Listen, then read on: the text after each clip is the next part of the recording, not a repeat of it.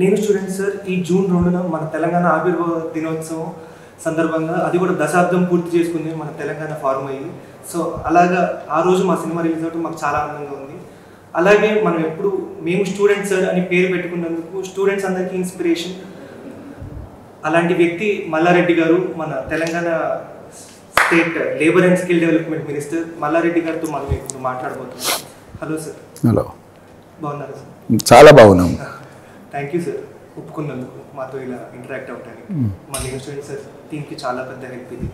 So మాకు ఒక చిన్న ఏదో అంటే మా సినిమాకి తగ్గట్టుగా మాకు చిన్న 4 క్వశ్చన్స్ ఉన్నాయి, అవి మిమ్మల్ని అడుగుదామని వచ్చాను.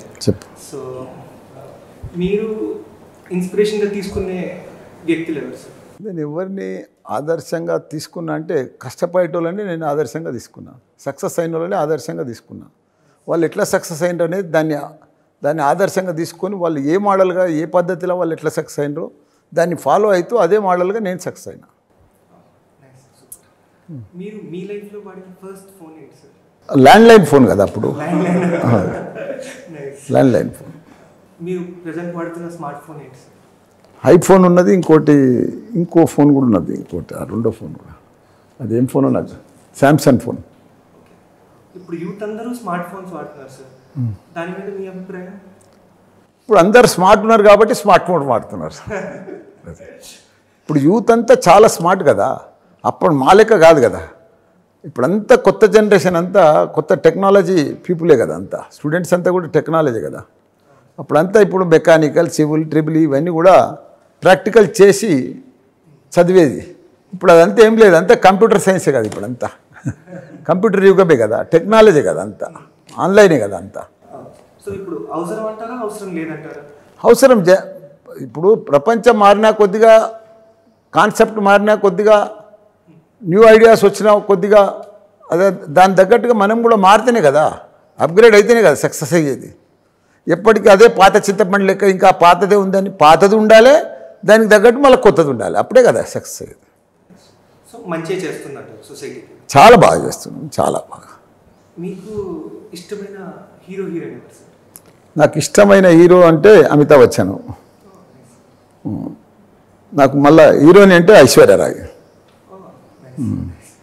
అండ్ ఈ సినిమాలో హీరో ఒక మొండి క్యారెక్టర్ సార్. మొండిగా తను అనుకున్నది సాధించాలి అనుకొని చాలా అంటే కష్టాన్ని కూడా చాలా ఇష్టపడుతూ ప్రేమిస్తూ చేసే క్యారెక్టర్. సో మీరు అలాంటి వాళ్ళందరికీ ఇన్స్పిరేషన్ కాబట్టి మొండిగా ఉంటే మంచిదా కాదా అంటారు? మొండిగా ఉంటే మంచిది, కానీ పట్టుదలతో ఉండాలి. మొండితో పాటు పట్టుదలతో ఉండాలి. ఏదన్నా పని పట్టుకుంటే అది సాధించేదాకా వదలొద్దు. కొన్ని ప్రాబ్లమ్స్ వస్తాయి, దాన్ని ఫేస్ చేయాలి. ప్రాబ్లమ్స్ అన్ని అధిగమించినప్పుడే కదా సక్సెస్ అయ్యేది. ఇప్పుడు ఉన్న జనరేషన్ యూత్కి మీరు ఇచ్చే ఒక ఇప్పుడు ఉన్న జనరేషన్కు మన ఇండియా కానీ, భారతదేశం కానీ, మన తెలంగాణ కానీ యూత్కు మంచి అవకాశాలు ఉన్నాయి. అవును సార్, ఇప్పుడు తెలంగాణ మాత్రం సూపర్. మన కేటీఆర్, కేసీఆర్ మరో ప్రపంచం తయారు చేసిండ్రు మన తెలంగాణను. అమెరికా తర్వాత డెవలప్మెంట్ అంటే, అభివృద్ధి అంటే మన హైదరాబాదే. కాబట్టి మన యూత్కు మంచి అవకాశాలు ఉన్నాయి, గొప్ప గొప్ప అవకాశాలు ఉన్నాయి. పెద్ద పెద్ద మల్టీనేషనల్ కూడా మన హైదరాబాద్కి వస్తున్నాయి, కాబట్టి మన తెలంగాణకు వస్తున్నాయి. కాబట్టి మన కేటీఆర్ వాళ్ళు బాగా చేస్తున్నారు. ఇప్పుడు కూడా అమెరికాలో ఉన్నాడు, ఆయన తిరుగుతూ ఉన్నాడు, మల్టీనేషనల్ కంపెనీలు పెద్ద పెద్దవి. కాబట్టి మన యూత్కు మంచి అవకాశాలు ఉన్నాయి. ఎందుకంటే మన యూత్ తానున్న స్కిల్స్ కానీ, స్మార్ట్నెస్ కానీ, కసి కానీ, ఛాలెంజ్నెస్ కానీ ప్రపంచంలో ఎవరికి లేదు.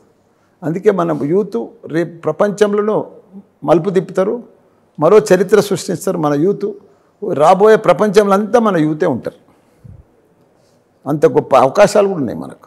మీరు చాలామంది స్టూడెంట్స్కి బేసిక్గా ఫ్రీగా ఎడ్యుకేషన్ ఇస్తున్నారు, అలాగే మంచి పెద్ద పెద్ద కాలేజెస్ పెట్టి. మా ఫ్రెండ్స్ కూడా చాలామంది చదివారు aeronautical engineering and everything. So aeronautical engineering హైదరాబాద్లో ఫస్ట్ పెట్టిందే మీరు అని నేను కూడా. సో అలాగే స్టూడెంట్స్ అందరికీ మీరు చెప్పదలుచుకున్నది? ఇప్పుడు స్టూడెంట్స్కి ఒకటే, మేము కొత్త కొత్త కోర్సులు ఇంట్రొడక్షన్ చేసింది మేమే తెలంగాణలో. బయోటెక్నాలజీ కానీ, ఏరోనాటికల్ కానీ, ఇవన్నీ కూడా కొత్త కొత్త కోర్సులు. ఇప్పుడు కూడా డేటా స్ట్రక్చర్, ALML ఇవన్నీ కూడా ఫస్ట్ మేమే ఇంట్రొడక్షన్ చేసినాం.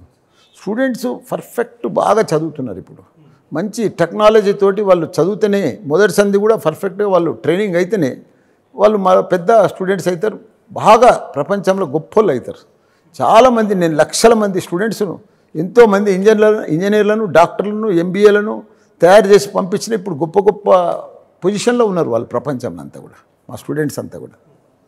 ఇప్పుడు స్టూడెంట్స్ అందరూ సినిమాలు బాగా చూస్తుంటారు, దానివల్ల చాలా ప్రభావితం అవుతుంటారు. సో అది మంచిదా కాదా? అసలు స్టూడెంట్స్ సినిమాలు చూడడం చెడు కాదు.